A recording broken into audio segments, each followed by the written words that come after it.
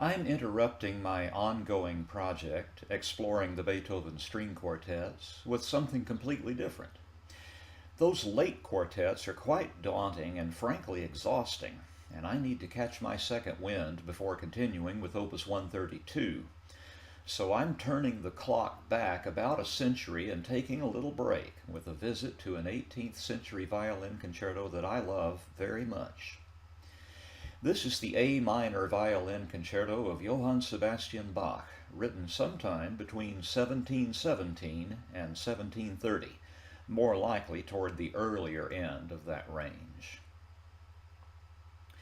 This brief work exemplifies the High Baroque style of Bach. Overall, it takes the form in which Bach cast his concertos generally.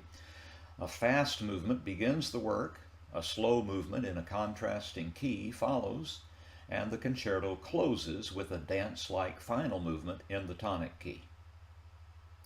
The music is worked out rigorously, and a kind of stylistic purity pervades the whole.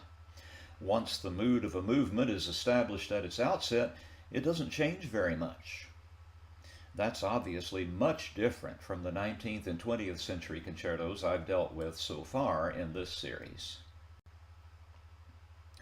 I'd like to talk about all three movements now rather than interrupting the flow of Bach's ideas by breaking between movements.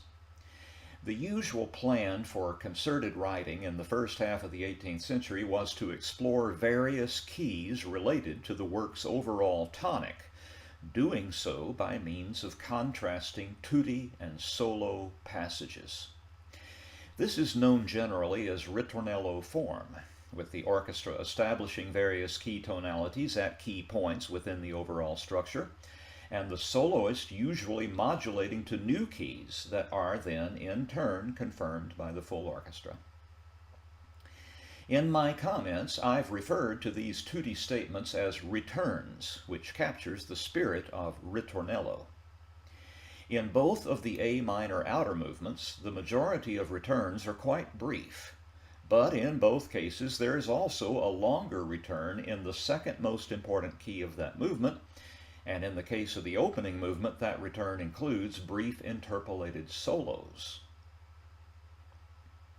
As is usual in the case of Bach's concertos, the C major slow movement is the work's heart and soul. Its foundation is an ostinato bass line, harmonized by the higher strings in punctuating eighth notes.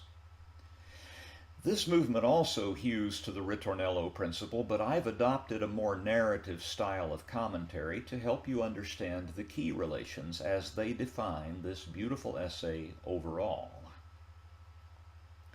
The final movement exhibits both the meter, the rhythms, and the manners of the jig, but its framing ritornelli are constructed as fugues. Near the end of this high-spirited movement, the soloist contributes strident bariolage effects involving the open E string to add an extra dollop of intensity to the work's conclusion. I'd like to say a few words about the layout of the score. The top staff is for the violin soloist, who often plays in unison with the first violins during the ritornelli. The next two staves braced together are the first and second violins.